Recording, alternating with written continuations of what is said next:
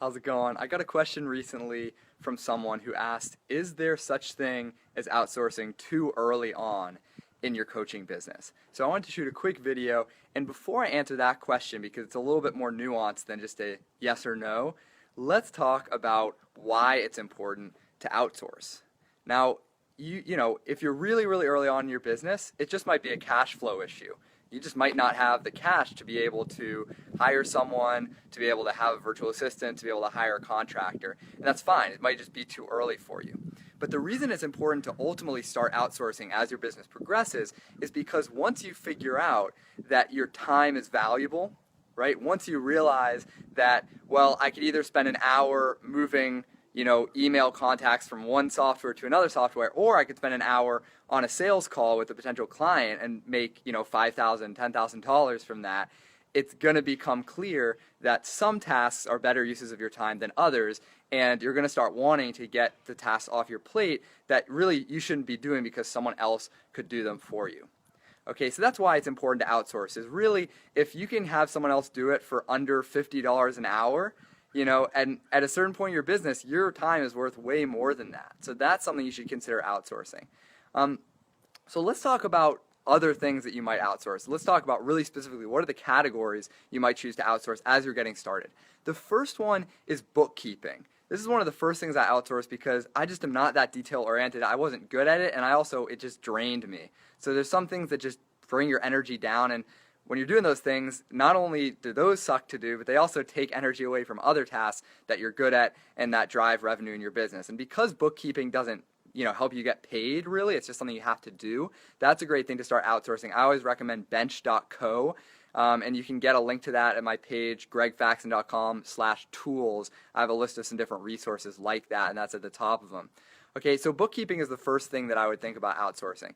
The second thing is outsourcing very small, kind of more menial tasks, and that's where a virtual assistant can come in handy. So I have a virtual assistant, Maria, lives in El Salvador, and she is awesome. Like, for example, one of the things that she does for me is she takes the recordings, from my group calls, downloads them, uploads them to YouTube, and puts them in the members area so that people in Fill Your Client Roster, which is my group program, can access them anytime and can go back and look at them. Now, that's something that only takes 5 or 10 minutes each time I do it, but I do it twice a week. So eventually it's those recurring tasks that you realize, I've been doing this, every single week, and it's only 5 minutes here or there, so it's easy to just want to get it done myself, but I should really create a routine so that someone else could do it. And this brings us to an interesting point when we talk about, is there such thing as too early to outsource? Well, if you don't have systems in your business yet, and if you're probably making under $5,000 a month and you haven't systematized any of your processes, it's going to be hard to outsource. Because especially with virtual assistants, one of the things that really helps them is saying, we do this step 1, this step 2, this step 3.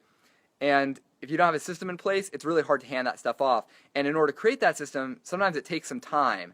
And so if you don't have a little bit of cash flow already, that can be difficult for a lot of entrepreneurs. So people end up usually starting to outsource within the first or second or third year of their business, not kind of in the first 6 to 12 months. So that's the second thing that I would think about outsourcing is smaller logistical tasks, thinking about getting a VA. The third thing that you might think about outsourcing is to select contractors, people who are just better than you at certain tasks. So for example, I have a designer who I work with. She does a lot of the graphics for my blog posts. She makes webinar slides, things like that. Now I can do that stuff, I'm okay, but she's better, and it's important to me to have that kind of consistent brand image. So her name's Molly Coons. She's great, so you can look her up. And that's an important thing too, is if there's select contractors. I've had someone help me on my book launches, and so places where people have some specific expertise where they can focus on that and you can keep doing what's in your zone of genius. That's another great place to outsource. So you have bookkeeping, small logistical tasks to a VA, and then contractors like designers. Okay, so those are the kind of 3 areas where you might consider outsourcing. Let's talk about kind of how to actually do it. I already mentioned that you're going to want to systematize some things, make it really easy to follow, be really clear. That's one thing you have to learn is when you're making the switch from doing everything yourself to having other people help you. Hey, Jamie, how's it going? Then one of the big challenges is that when other people are helping you, they don't know the things you know. So you have to get really good at writing out exactly what you need and communicating well, because otherwise things are going to get lost in translation. But the other critical piece is not so much strategic, it's more of a mindset, inner game piece that stops a lot of people from outsourcing. And my guess is if you're not outsourcing at all, or if you're not outsourcing at the level you know you need to, what's getting in the way is you're having trouble letting go.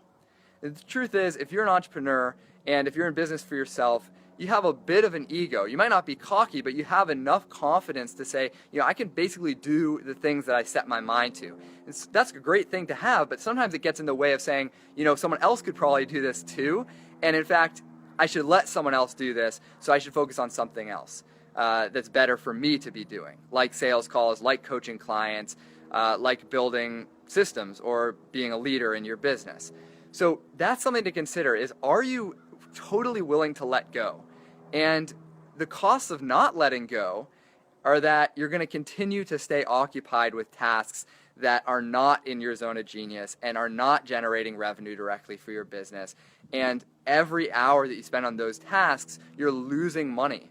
Right? If you're working below your pay grade, you're losing money. So you got to let go.